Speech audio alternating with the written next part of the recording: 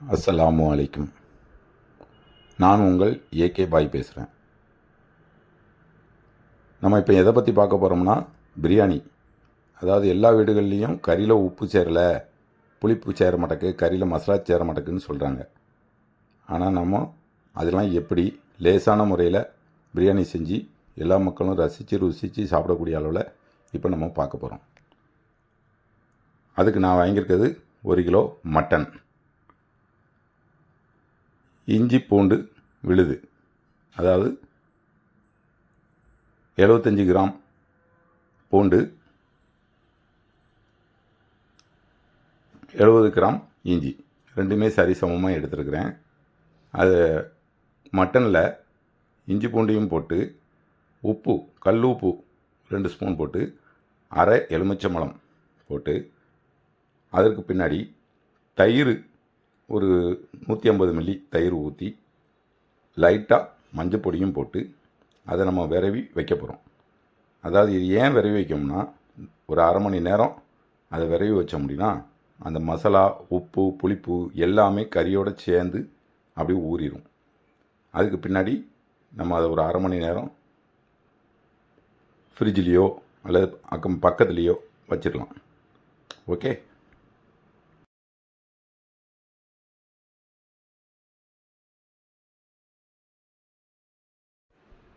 அதாவது சில்லிப்பொடி ஒரு 1.5 ஸ்பூன் போடுறோம். போட்டு அதை அப்படியே நம்ம விரவ போகிறோம்.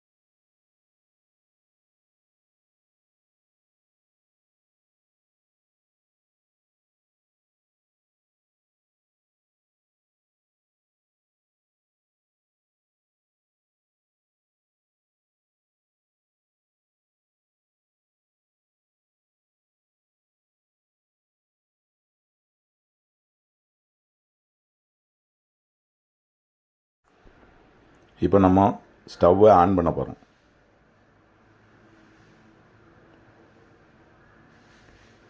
அது நான் எங்கள் வீட்டில் குக்கரில் தான் பண்ணுவேன். ஏன்னா குக்கரில் அடி பிடிக்காமல் எப்படி பண்ணணுங்கிறது நிறைய பேருக்கு தெரியாது. அதனால் நான் குக்கர்லேயே அடி பிடிக்காமல் பண்ணலாம். தேங்காய் எண்ணெயை ஊற்றுறது, தேங்காய் எண்ணெயை தான் நான் பயன்படுத்துவேன். தேங்காய் எண்ணெய் பயன்படுத்துறதுக்கு பிடிக்காதவங்க நெய்யை பயன்படுத்திக்கலாம். தேங்காய் எண்ணெயில் செய்யும்போது அந்த சோறு உதிரியாகவும் நல்லாவும் இருக்கும்.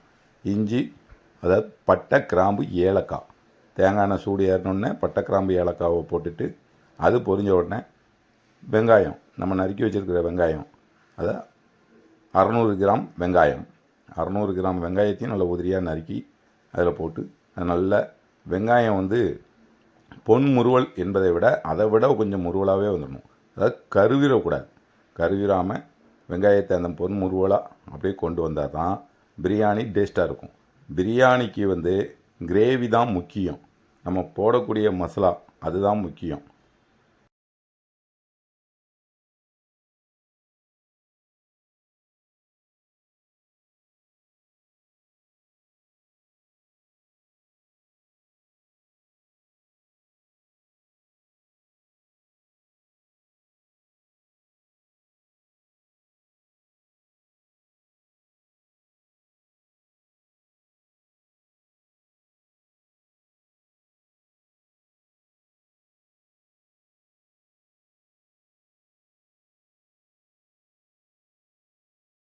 இப்போ நம்ம எதிர்பார்த்த மாதிரியே வெங்காயம் முறிடுச்சு. அதுக்கு பின்னால் பிரியாணி இலை, அதாவது இதை இங்கிலீஷில் பிரிஞ்சி இலை என்று சொல்லுவாங்க. பிரியாணி இலை அது நமக்கு ஒரு 2 இலையை அதில் பிச்சு போட்டு, அப்புறமா தக்காளி வந்து நான் 300 கிராம் சேர்த்துருக்கேன். காரணம் என்னென்னு கேட்டிங்கன்னா, 300 கிராம் 250 கிராமுக்கு மேலே கூட சேர்க்க வேண்டாம். காரணம் என்னென்னா, அது வந்து புளிப்பு கொடுக்கக்கூடிய ஒரு இது. அப்போ பெரியவங்கள்லாம் அதை சாப்பிடணும். அதனால் நீங்கள் வந்து தக்காளியை பார்த்து அளவோடு சேர்த்துக்கிடுங்க. தக்காளியும் இந்த வெங்காயத்தோடு சேர்ந்து நல்ல மசிவாகணும். மசிவாகட்டும், பார்க்கலாம்.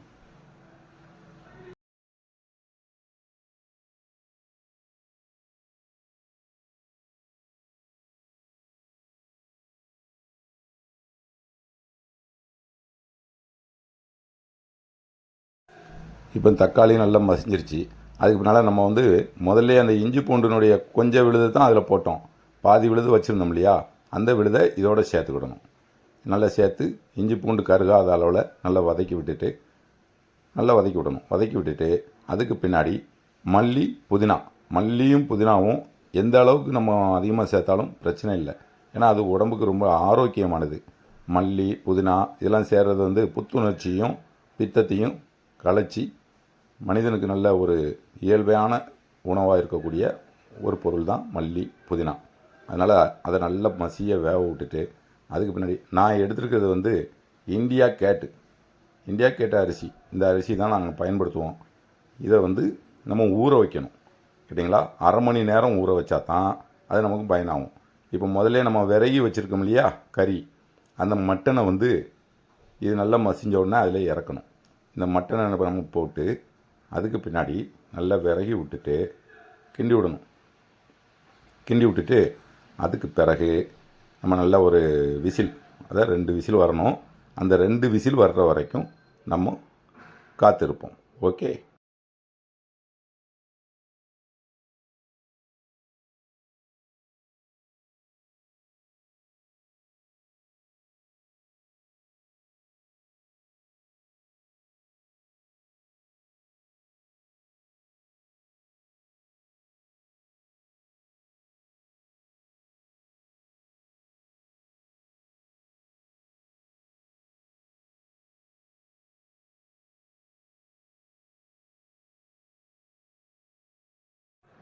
இப்போ இந்த மட்டன் கொதி வர்றதுக்கான நம்ம வச்சுட்டோம்.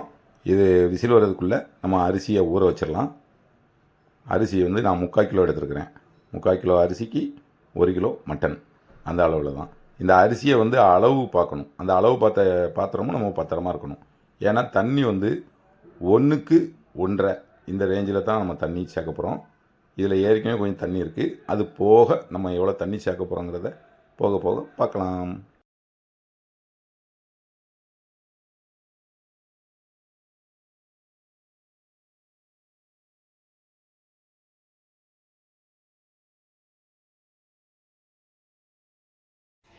குக்கரை க்ளோஸ் பண்ணிவிட்டு 2 விசில் விடுற வரைக்கும் நம்ம காத்திருப்போம். ஓகே.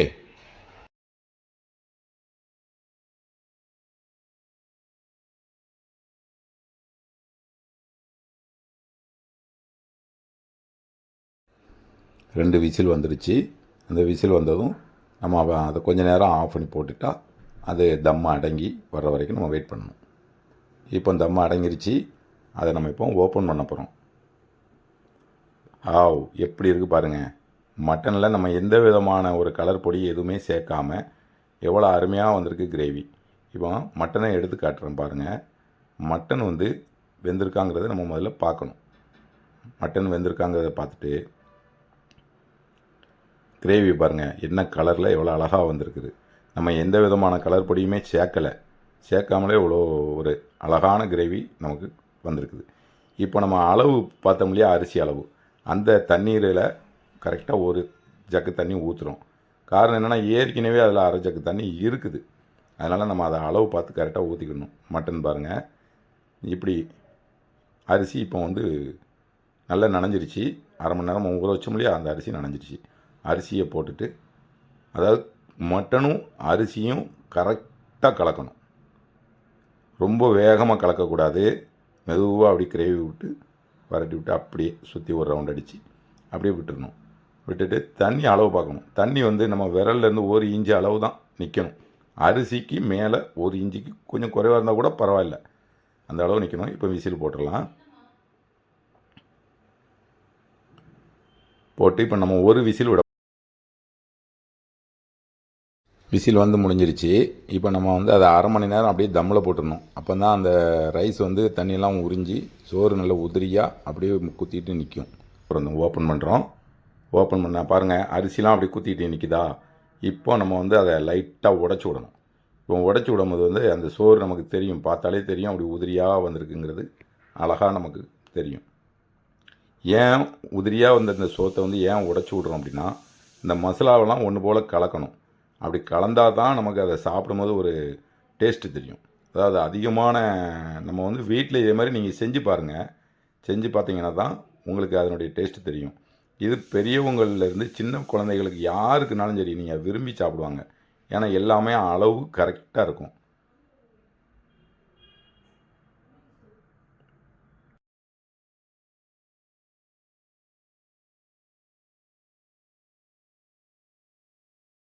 இப்போ பிரியாணியை நம்ம தட்டில் எடுத்து வைக்கிறோம் பாருங்கள். மட்டன் எப்படி இருக்குன்னு பாருங்கள்.